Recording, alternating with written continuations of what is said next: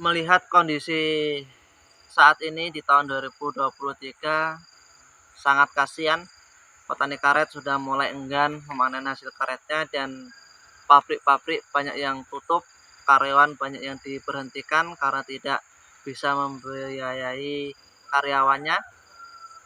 Mungkin kalau saya hanya berprofesi sebagai petani karet, tidak berjualan, mungkin juga saya akan berhenti karena harga karet yang murah ya seperti ini.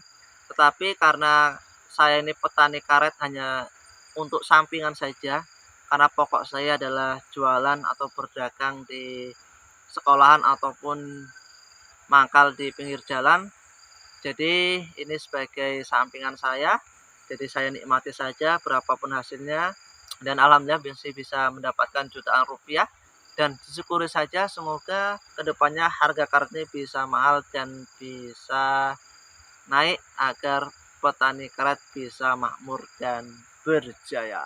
Assalamualaikum warahmatullahi wabarakatuh. Selamat datang di channel Petani Sukses.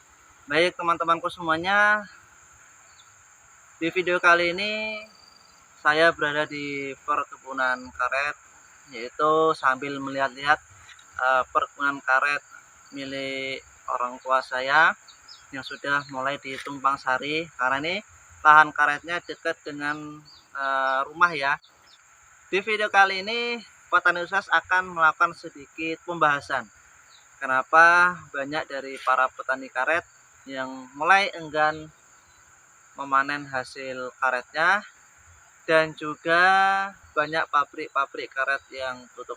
Untuk itu bagi teman-temanku yang baru bergabung di channel Petani Sukses, jangan lupa untuk menyempatkan tekan tombol subscribe, like, dan di komen, dan dukung terus channel ini sehingga bisa memberikan informasi yang bermanfaat dan juga tips-tips yang bisa menginspirasi untuk teman-temanku semuanya. Baik teman-temanku semuanya, di video kali ini Petani Sukses ingin mengajak para petani-petani karet atau teman-temanku semuanya tetap semangat dalam beraktivitas.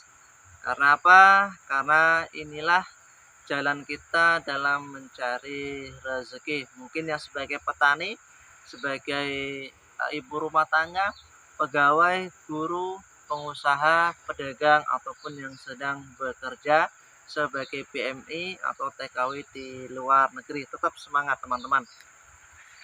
Nah ini teman-teman, bisa dilihat di belakang saya, ini adalah salah satu tanaman sawit.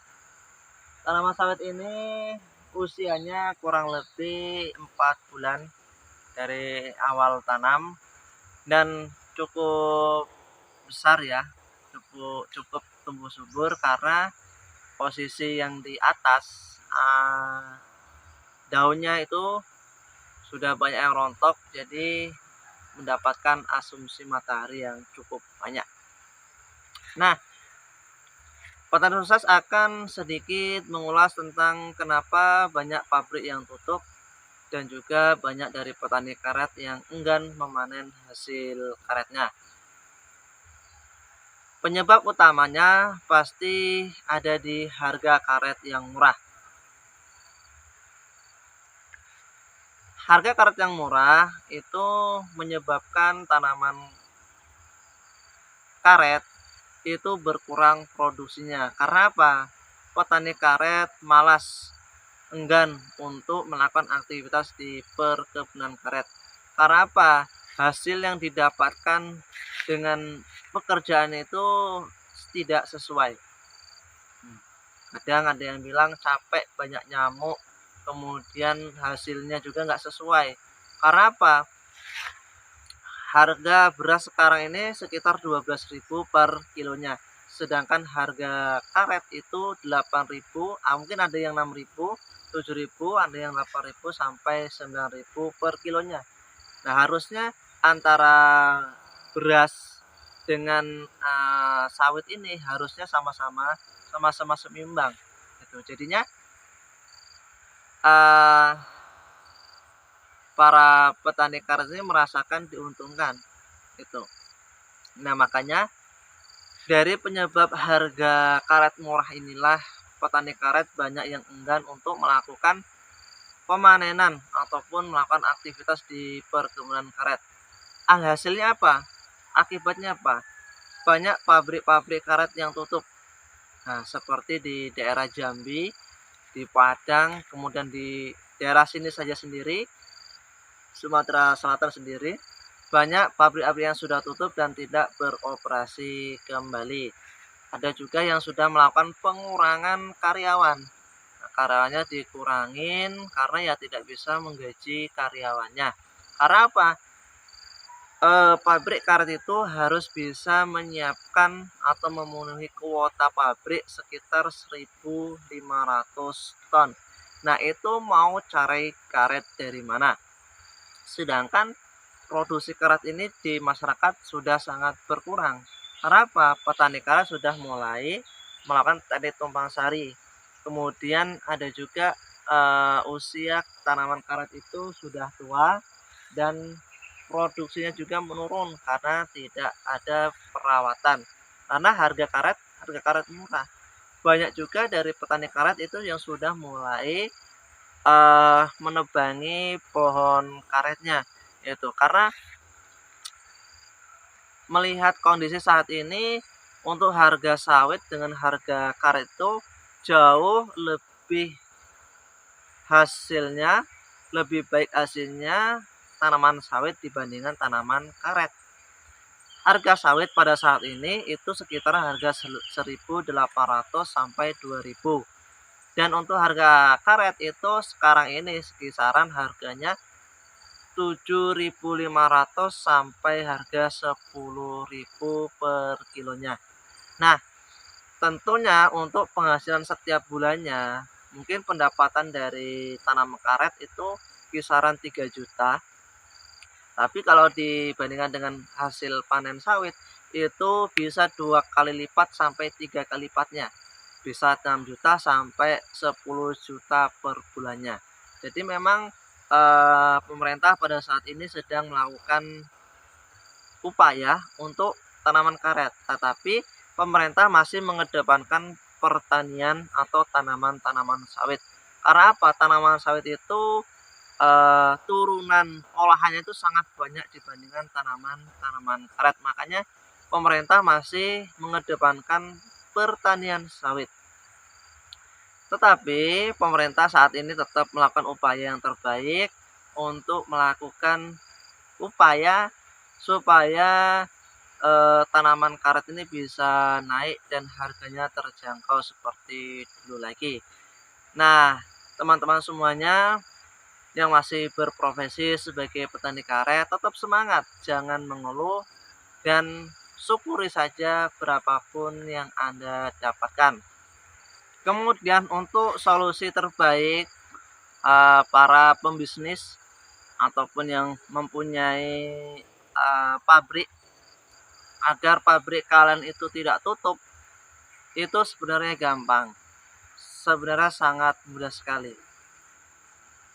Seandainya ada dari tim pabrik itu langsung datang ke petani, kemudian melakukan survei, melakukan rundingan harga, mungkin antara harga di toke dengan harga di toke tengkorak atau harga dengan pabrik kan berbeda.